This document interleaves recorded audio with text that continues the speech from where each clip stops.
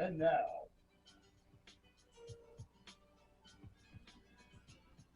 coming to you live from Jacksonville, Florida, Mars Productions presents the Mars Music Podcast. Please help welcome your host, Westside Mark. Oh, wow, man. Thank you. Welcome, everyone, today to our very first, the pilot episode of the Mars Foundation, our first very good show. If you don't know what Mars stands for, let me explain that to you in a general way. It stands for Musicians and Artists in Recovery and Sobriety. What a better way, man, to live our life today. I know for me, I did not live this way for a long time, and I'm so privileged and honored to be here this morning. We have a special guest this morning for our first episode. It's a young man. His name is Caleb Young. Caleb, I welcome you today here. Thank you. Thank you. We're excited to hear some of your story. We're excited to hear about your music, and we're excited to hear about how you have been able to maintain your recovery. Because I know being young, it must not be easy. I know I was 46 when I came in here, and man, it really wasn't easy then. But you being a young man like you are, I'm sure you're going to have some good stories to tell us.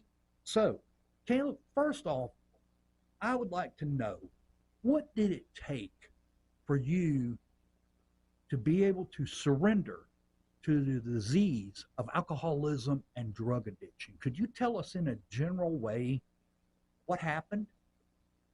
Like, first thoughts were a bunch of memories that came up, but it's a bunch of answers that come down to being sick and tired of being sick and tired.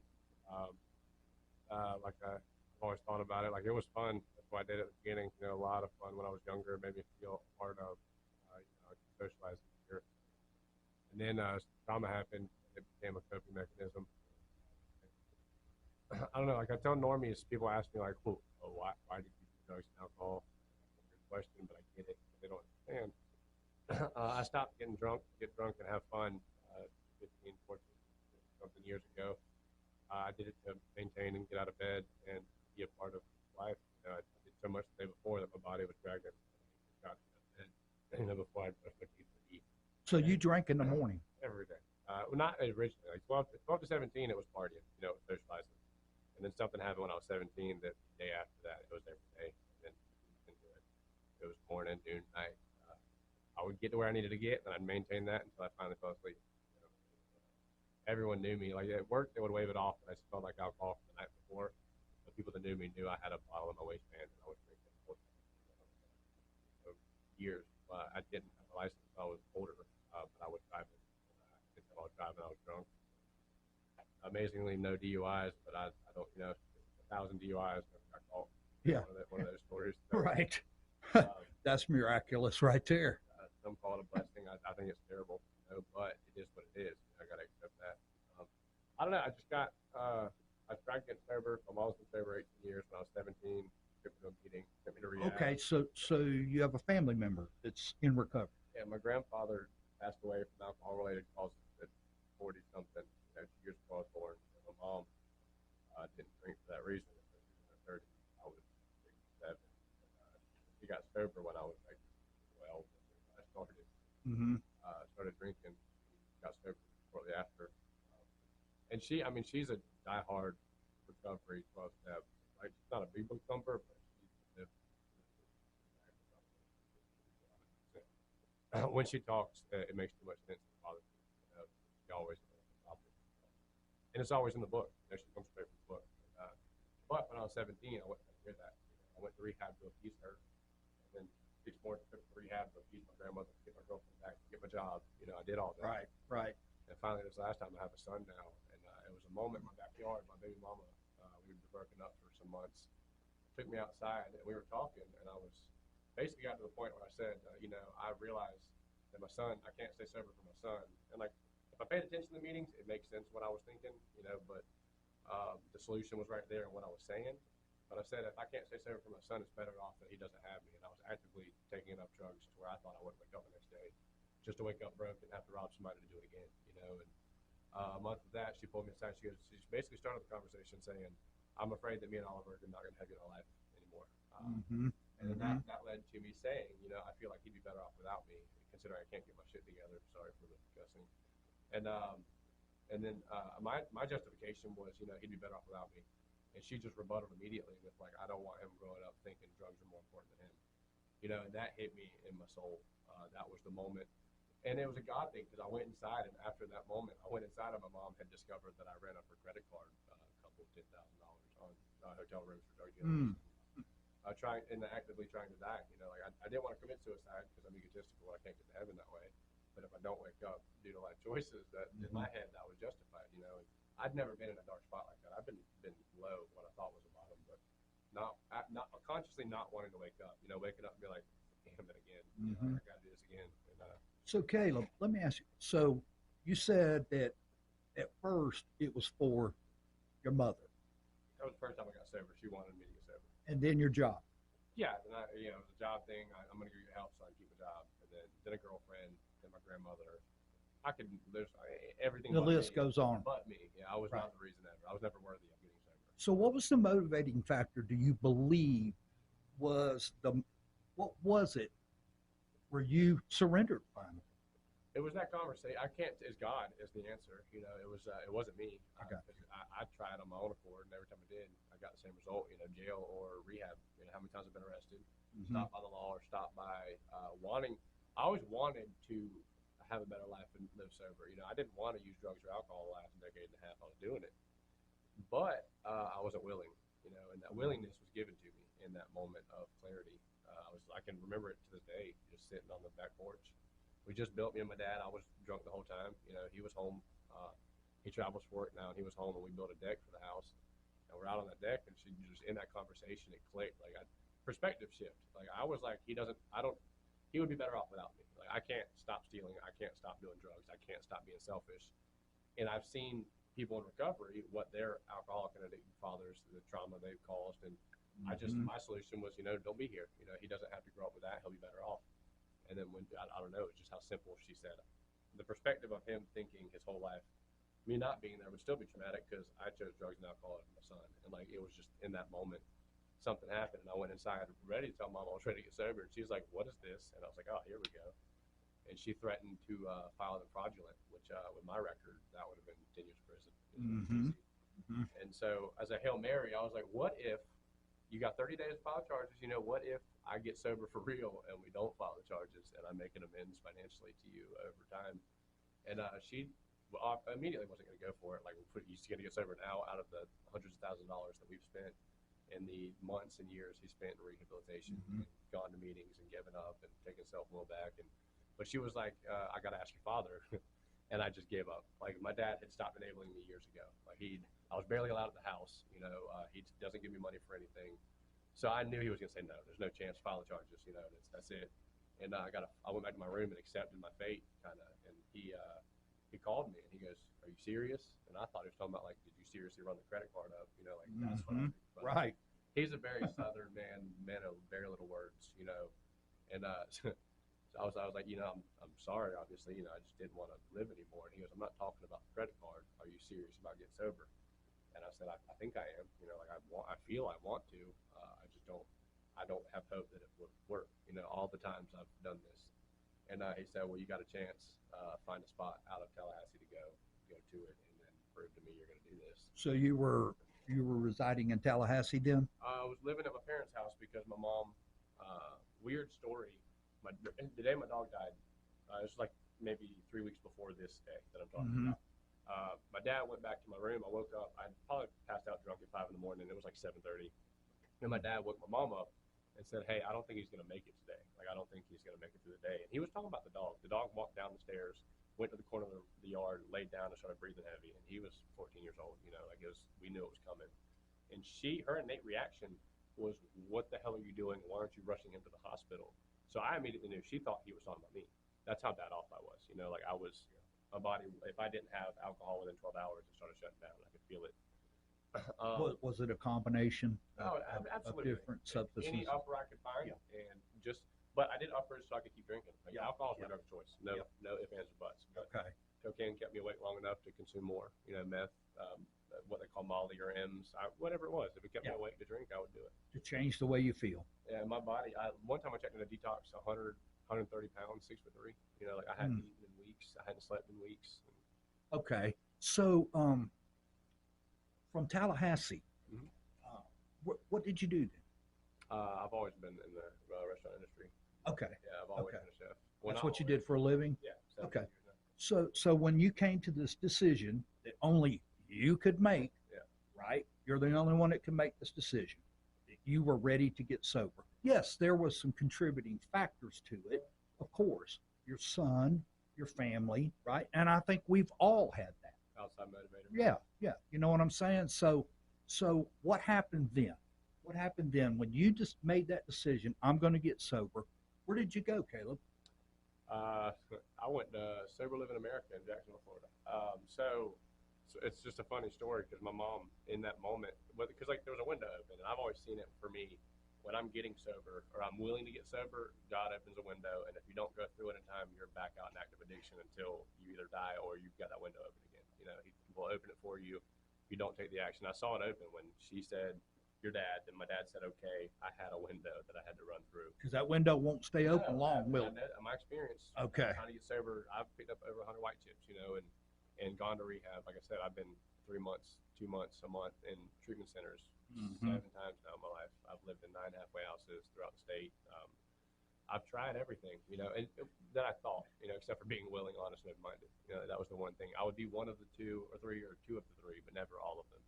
And when that window was open, so she's like, "Well, find you a place to go outside of town." So my dad said. So I talked to Mom, and she goes, "I'm not doing this for you." She goes, "I've gotten you into rehabs. I've called insurance. I've done it." She goes, "I'm not doing it." She goes, "You said you want to get sober. Prove it." So I Googled free situations for treatment, and SLA came up. And I'd just been kicked out of the auction houses in Tallahassee, all 3 of them, back to back to back. Like I would get voted into one and kicked out, voted into one, kicked out, and finally that's why I was home for 3 weeks. And SLA came up. I texted somebody at auction house about SLA. He said it was a trash program. It's not serious, whatever. I had no options, So I told Mom I found it. I contacted the guy there, the director, and they accepted that I could be there. So in 2 days I could come. A funny side story, Mom, that night after I told Dad I was serious about getting sober, Mom came in the house with a 12-pack of Bud Light because she knew, being an alcoholic, my body was shut down. Like we all saw the signs, me and her. And Dad was confused, but didn't say anything. And Mom goes, "He needs it to stay alive." So no medical detox. No, but yeah, basically. It was like old school whiskey shot, whatever you're coming down. And okay. So I did that for 2 days, and I drove to Jacksonville, went to SLA, and did the program. The one thing she did do was pay $1,800 to be in a special program at SLA where I didn't have to go to work the first month. I could focus on my recovery. Okay. And we used to go to Java meetings every night, and that's where I met my sponsor. His name's Polo. He's not my sponsor now, but he was the first year and a half. And without him really putting up with my crap, I was a butter. Like everything he said, yeah, but what about this part? Or what about this? I'm over analytical. And I've always heard there's no one too dumb to get sober, but there's plenty of people too smart to get sober. And I was in that boat for a long time. It wasn't until I gave up the whys. The whys weren't for me. That's what my sponsor always told me. Whys, they're dangerous for you. Like you don't need to know why. Like God knows why. That's all that matters. He would push that point. And that, even now to this day, my sanity depends on, like, if I can't figure out why in 5 minutes, maybe I will, maybe I won't, but I'm not focusing on that right now because I'll drive myself crazy. But that was it. I came to SLA, lived there for a month and a half, moved to Java, stayed there for a few months, started managing Java. I lived there for almost a year. Okay, so SLA, that's located in Jacksonville, Florida, right? They're all over, but yeah. Sober Living of America, they're all over, right? So you stayed there 6 weeks. Approximately, yeah. And then you moved into Java. What does that stand for? Jacksonville Alcoholic Benevolent Association, I believe, is exactly what it stands for. Okay, so this place is basically a recovery house. And yeah, there's multiple buildings on the property. I think the largest meeting house as far as capacity in Jacksonville is on that property. It's been there for, I don't want to speak incorrectly, but 50-ish, 60 years, something like that. Okay. What inspired you to move into Java? My sponsor was there, and I met a man named Jeff Deck. A lot of people in this community know him. Okay. And and he was willing to give me a chance. And for some reason, I didn't want to upset that man. So I moved in and did what I was asked. You know, I took suggestion, and I was voluntold a lot of things to do. You know, Jeff constantly kept me doing service work when I didn't want to. You know, and kept me active. And there's a lot of key players. I mean, even you at the meetings I went to on Sunday mornings where I met you, and there's a bunch of people that I went to that meeting this morning in that room that if they hadn't said things, not intentionally, like in just common conversation, they would say things that like my mom always said, don't discount the message because of messenger. You know, if you need to hear something, you right, need to hear it. You know? Right. And all the things she told me in my journey, she aided me the whole time, and I didn't realize it until I finally got the gift of sobriety. You know, everything she said, you know, time takes time is annoying. She would always, don't put someone on a pedestal, they might fall off on you. You know, like all these things that I've heard her say just make too much sense. And you're fortunate. You're very fortunate to have your mother in recovery as a person that who you think the world of to help you through this. And she understands. That's the key that I think that if I didn't have that one person that was forgiving because she understood, you know, it's not who I am, it's what I am. You know, I'm not this person and these actions that I do. And my biggest struggle today, that she helps me with, and my sponsors help me with, I think I just got a new sponsor today, is that I don't think I'm worthy of the life I have. You know, I still struggle with all the things I've done in my addiction, which countless, the arrests, the stealing, the lying, just who I know I'm not. You know, I knew I was better than my actions, but I could not do it. You know, I don't think I deserve where I'm at with the relationships I have with my son, and his mother is phenomenal. You know, I've never really burned a bridge. So these gifts and rewards that are in recovery, you don't feel at times still today that you deserve. That's my like I consciously know it's not even a deserve. Like that's not the word to put on it. You know, like these are things that come with living the right way. You know, doing the next right thing. You have a good life. I just subconsciously, and it's selfish. You know, it's ego driven. I don't deserve it. You know, I want to punish myself more. And a guy in a meeting told me, he said, you know, if God can forgive you and whatnot, why do you think you're so good that you can't forgive yourself? And that really hit me. I think about that a lot. You know. So how long did you live at the Java House? Or are you still there? No, I don't know exactly. Okay. It's where I met a bunch of good people, but 6 to 8 months, somewhere roughly. And you feel that was a good foundation for you to. If I didn't that's why they call it a halfway house. Yeah, a halfway point.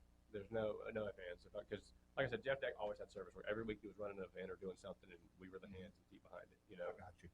If I didn't have that to preoccupy my mind, you know, because beforehand I'd sit in a room and figure out how I was going to get the money to call the drug dealer to do this, or how I was going to get the 4-pack to get me time to get to the money, to you know, and that was my preoccupation. Now I literally had to wake up, go set up the room for the event that was coming today, run the coffee bar, you know, I had to go to a meeting a day. That was part of the rules of living there.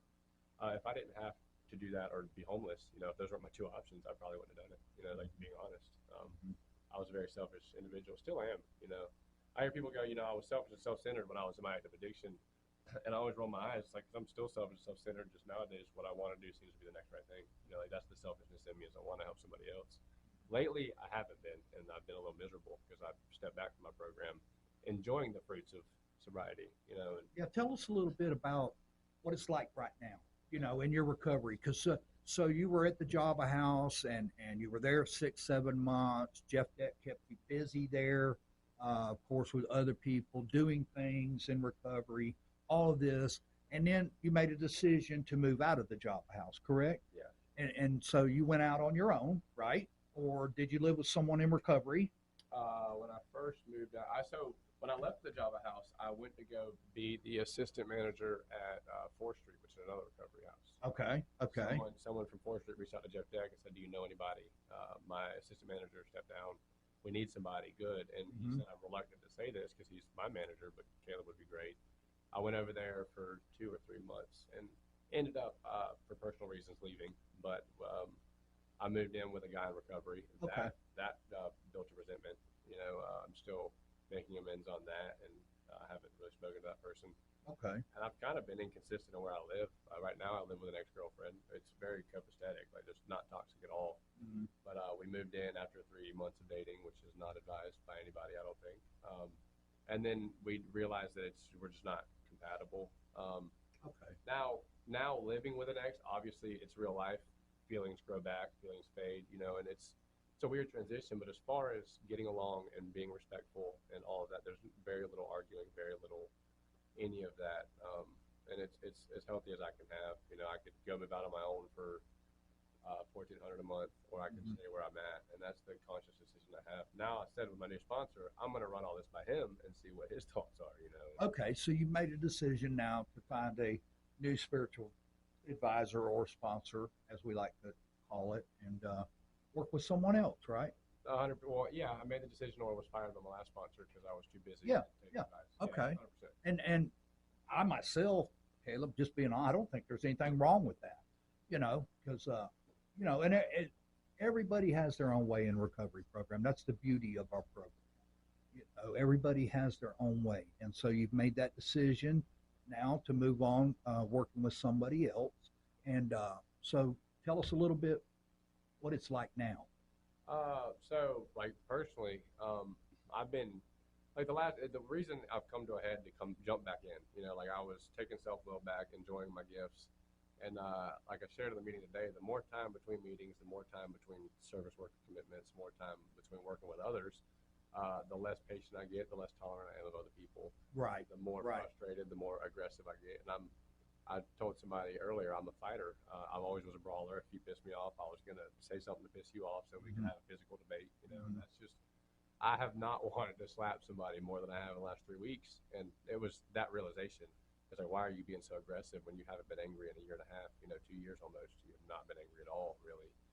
And my first sponsor told me justifiable anger is your worst enemy, you know, like, because I justify not seeing my part. You know, I'm focused on what you're doing wrong. And in recovery, obviously, that's not how we do it. Yeah, it says something like in the big book, anger is the dubious luxury of normal men and women, but for the alcoholic, it's poison. Yep. And like when it's not justifiable, it's easy for me to be like, you know, you're being ridiculous, Caleb. You know, Right. When you really did go out of your way to wrong me, I want to punish you. You know, like it's who am I? That's my ego. Right. Who am I to even care enough? But lately, I have been caring way too much about everybody else and not focusing on Caleb. You know. Okay. Well, thank you for sharing that. But to answer your question, go ahead. With how is it? Everything, it's as a whole, it's great. You know, like that's my issue right now. But if I look around, if I focus on that, it's bad. Like I'm in a bad spot. If I look at everything else with having I'm in a good spot, decent. I was talking to my mom last night, and she randomly texted me and said, I'm really concerned about your sobriety. And we hadn't talked about my sobriety in a week, so I knew something was up. And it was right after the moment when my boss, where I realized I was in a bad spot. I said, you know, you're either heading towards recovery or you're heading towards a relapse. That's her philosophy. And I said, I'm definitely not heading towards recovery, but I'm at a spot where I can U-turn. And if I adjust what's cattywampus is what I said to her, I think I'll be all right. And she gave me a thumbs up. You know, You change the wind. You can adjust your sail, right? That's exactly where I'm at. And that sounds like what you're doing, man. And that's great, man. So tell me a little bit about your music, because you know how you got into music. Did you were you into it in school? Did you take music lessons or what? Tell us a little bit about your music and where you're at with that. This is the fun part, and I've been looking forward to this. Music is my life, and it always has been. My dad loves music. My mom loves music, and it's funny because like he's more on the conservative side of life, and she's more on the liberal side of life, and they've been married 40 years. You know, so that's always interesting. But musically, he's a southern rock, swamp rocker. You know, Leonard Skinner, Molly Hatchet, blues, country. My mom listens to Luther Vandross, Tina Turner, Whitney Houston. So I had all of it in the house, you know, and then obviously what was coming on the radio for me during my time, all the alternative and hip hop and all that. So I've been listening to everything since I was a kid. 5 years old, we had to take music classes in elementary school, and I learned the recorder, then I learned the xylophone, and then I learned the piano, and do re mi fa sol la ti do, all of that. You know, and how old were you when you got to learning? I was 5. 5 years old. Fun part of my story, I was diagnosed with cancer when I was 1, and I said fun as a joke. I was diagnosed with cancer at 1, and I went in remission when I was 5. And that was the first time I was really introduced into a schooling system. I didn't really do preschool that often. I didn't do daycare. Okay. But the music is what I attached to. That was my therapy, and I didn't know it was therapy at the time. You know, it was my release. I could feel good when I was listening to music in my own self. When I was no music around, my thoughts bothered me. But when music was there, they didn't, and I knew that. You know, so. Okay.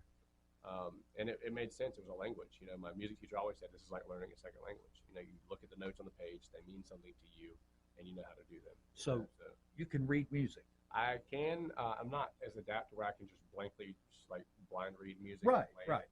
But yeah, I know the scales. I know the notes. I know the keys. Wonderful. I know, Wonderful. I don't enjoy it. I'd rather just freestyle and have fun.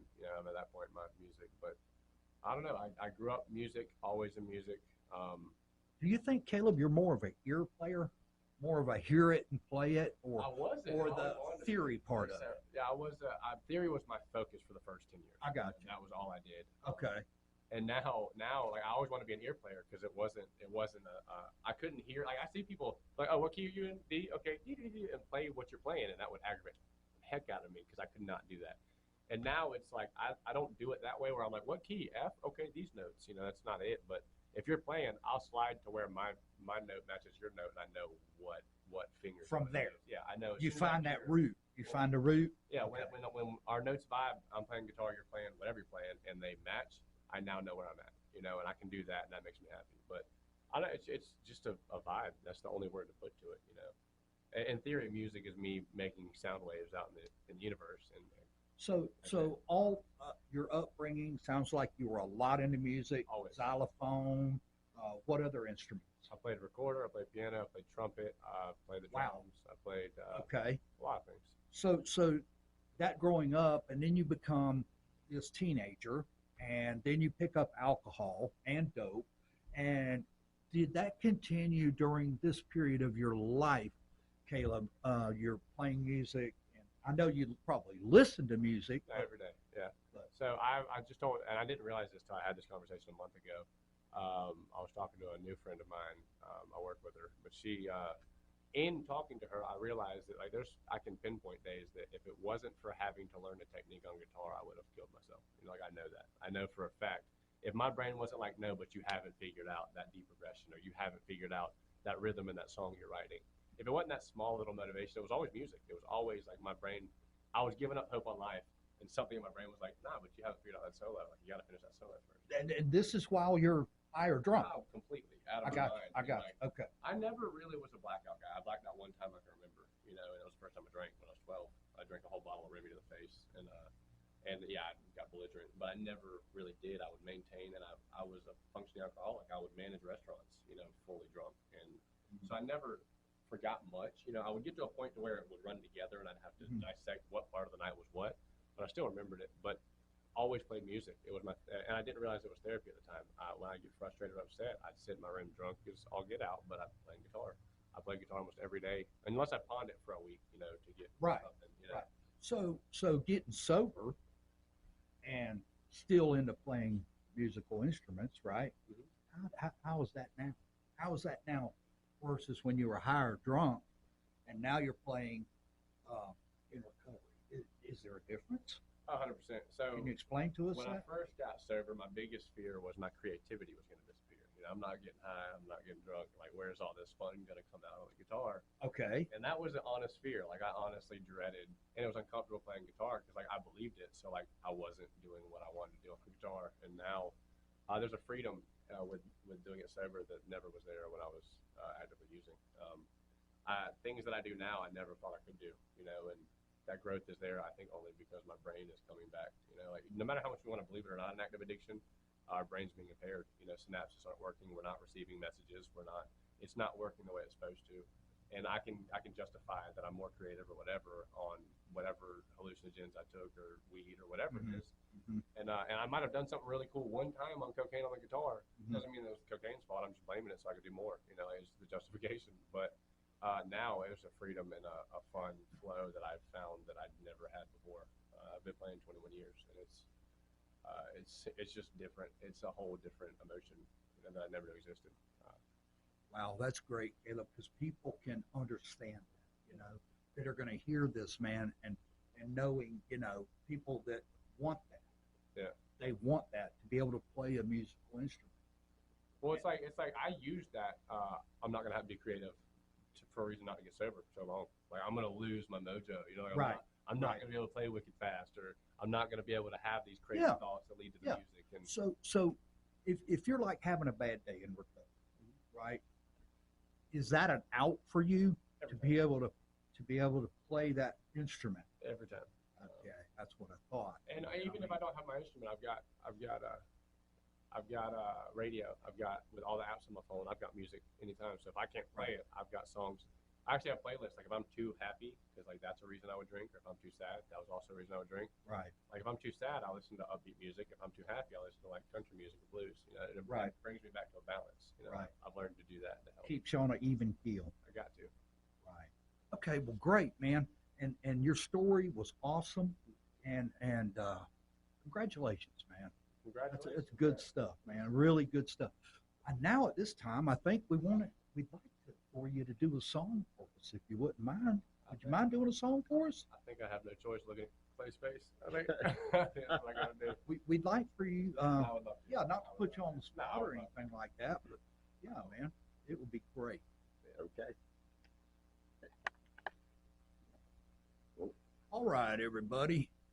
Now we're going to hear Caleb. He's, as y'all's heard, he's played the guitar for 21 years, and now we want to hear you, Caleb, and I'm grateful for you coming and for your talent.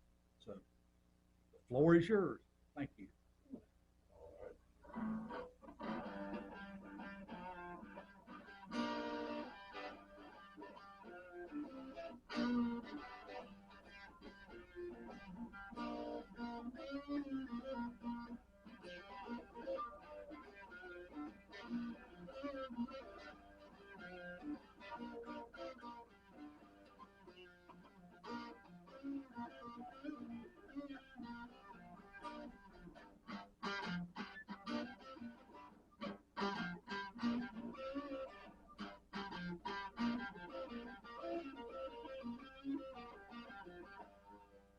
I don't know what to do. We gotta start over. One more time. Okay, wow. Welcome back, everyone. Now, we are going to hear Caleb Young play his instrument that he's been working on for a large portion of his life, even through the bad days. And Caleb, I'm excited to hear you. Go ahead. Hello.